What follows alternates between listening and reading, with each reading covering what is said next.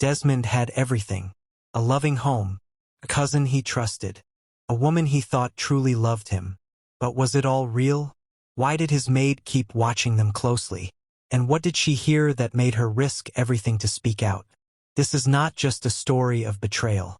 It's a story of truth, courage, and one woman who saw it all. Before we get into the story, make sure you like, subscribe, and turn on notifications so you never miss an upload. Now let's begin.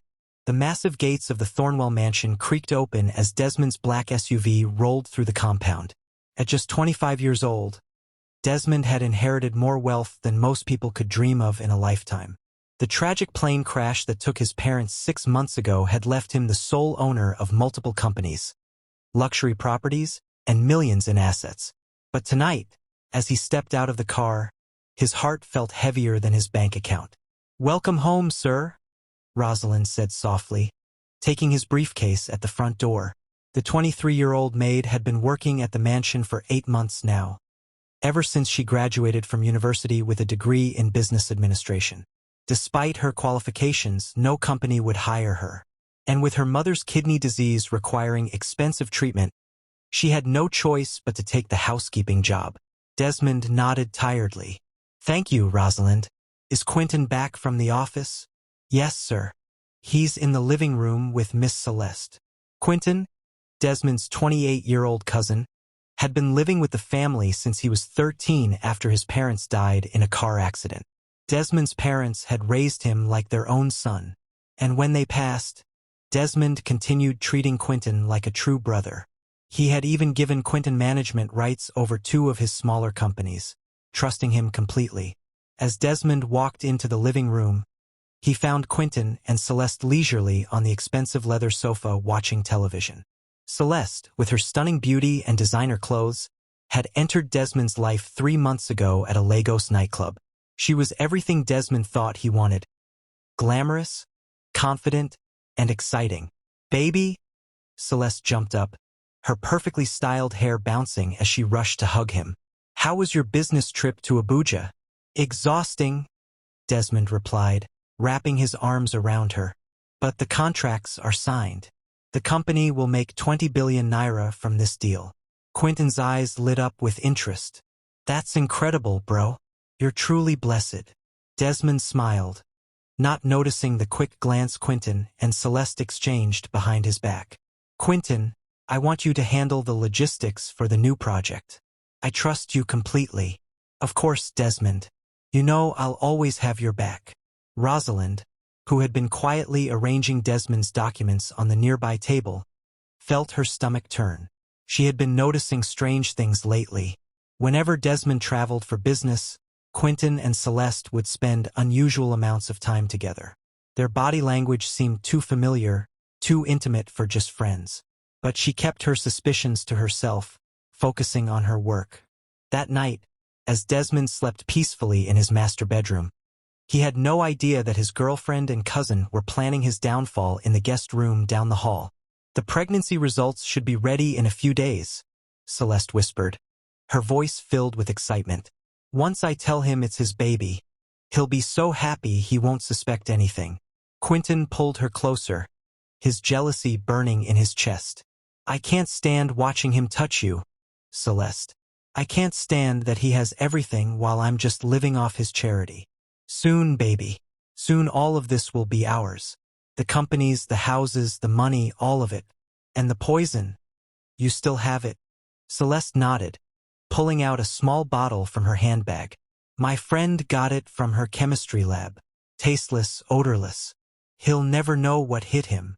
They were so focused on their evil planning that they didn't notice Rosalind standing frozen in the hallway. She had been coming to check if they needed anything when she heard their conversation. Her heart pounded so loudly she was sure they would hear it. Quietly, she pulled out her phone and started recording their conversation. "When will you do it?" Quentin asked. "Tomorrow night. I'll prepare his favorite meal, add the poison, and by morning, Desmond will be dead. The doctors will think it's a heart attack. He's been so stressed lately, no one will suspect anything. And the baby, I'll tell everyone it's his. As his pregnant girlfriend, I'll inherit everything." Then we can be together openly. Rosalind's hands shook as she held the phone. She had to warn Desmond. But how? If she accused them without proof, they would deny everything and she would lose her job. Her mother would die without the money for treatment. But she couldn't let them kill Desmond. He had been kind to her, always treating her with respect despite her position as a maid. Unlike other wealthy people, Desmond never looked down on her or made her feel worthless.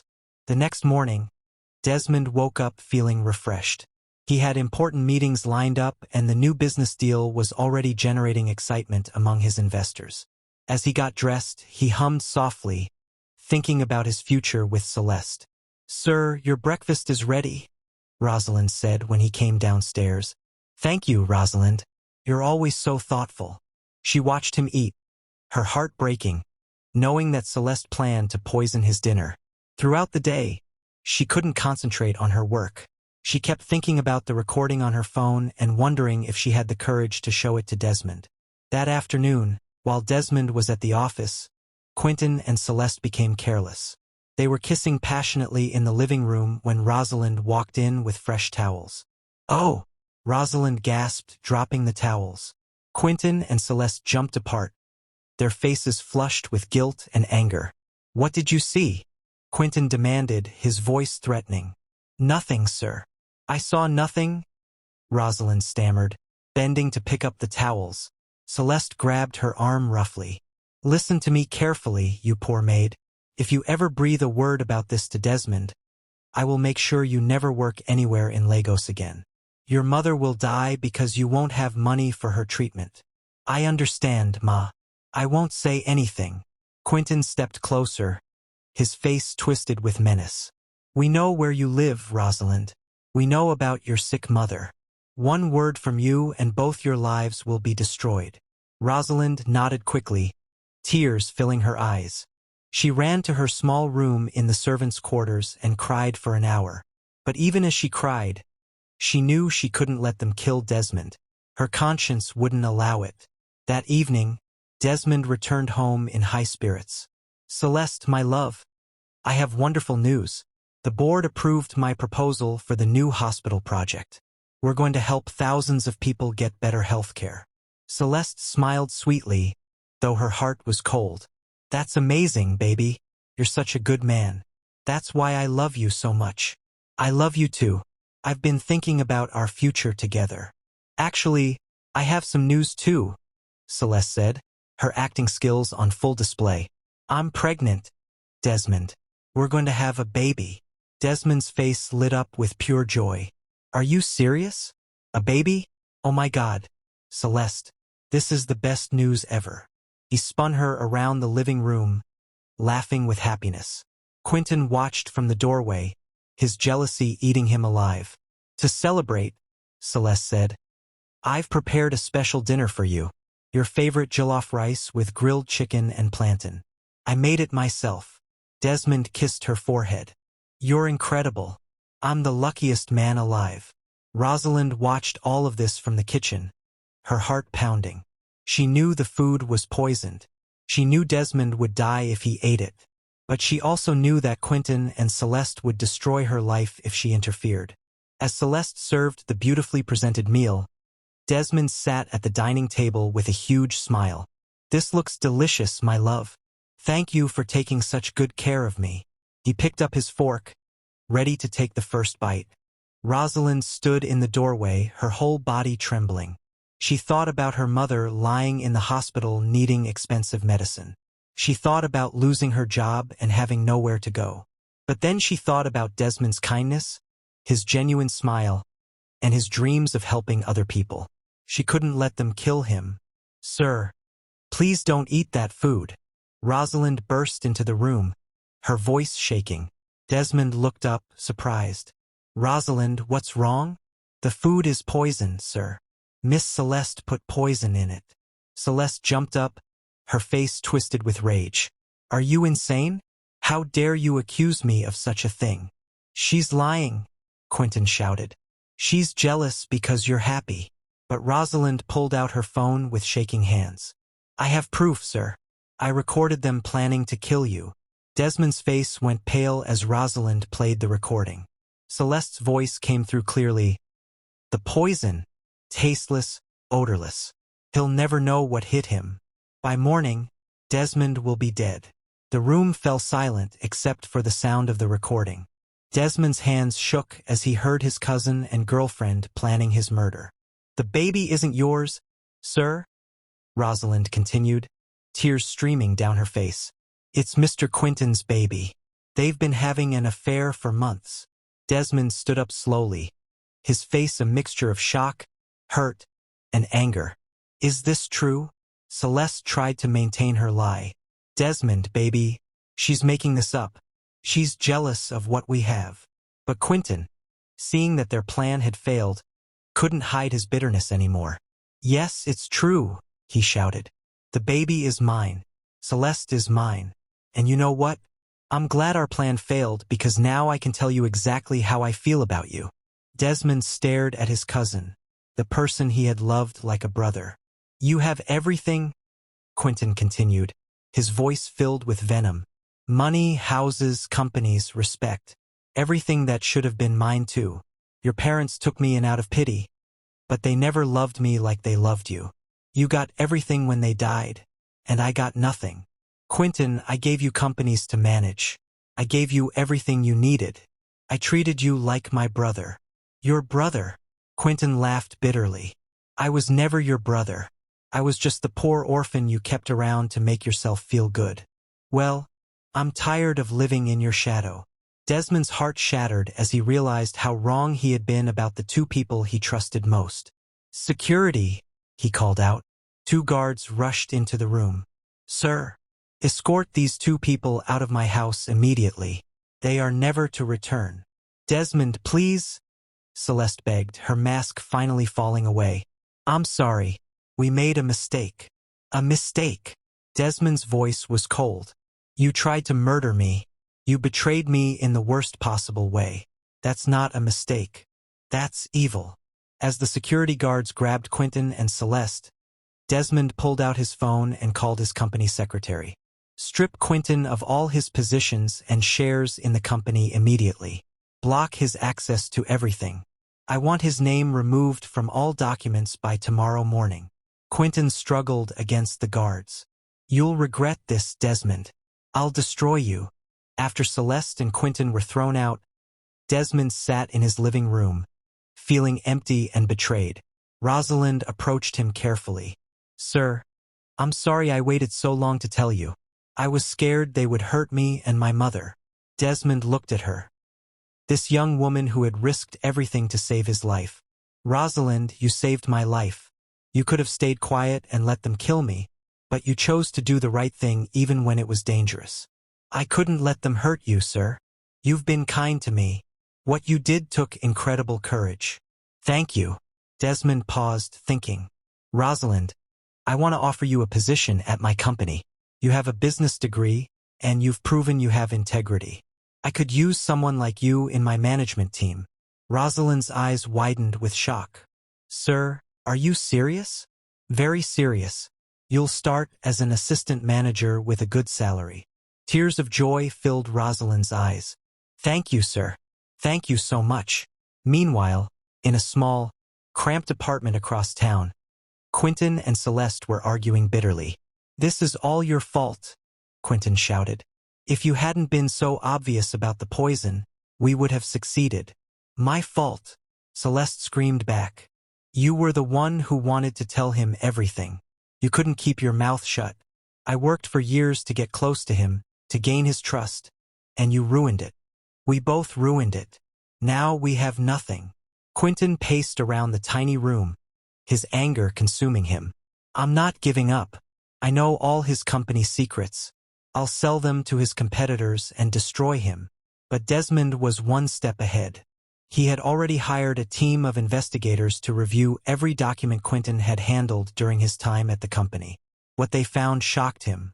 Sir, his lawyer said during an emergency meeting, we've discovered that Quentin has been embezzling money from the company for over a year. He's stolen almost 50 million naira. Desmond's jaw tightened. Do we have enough evidence to prosecute? More than enough. We also found out that he's been leaking confidential information to your competitors. Some of the deals you lost last year were because of his betrayal. Press charges immediately. I want him arrested." Within hours, police officers were at Quentin's apartment. "Quentin Adler, you're under arrest for fraud, embezzlement, and corporate espionage." 2 weeks later, Celeste discovered she had no money left. Alone, ashamed, and with nowhere to go, she took a bus back to her small village in Ogun State. Her parents were disappointed, but took her in.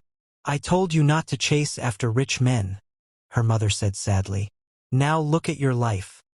Pregnant for a man who's going to spend his days in prison." Celeste cried every night thinking about the luxurious life she had thrown away for greed.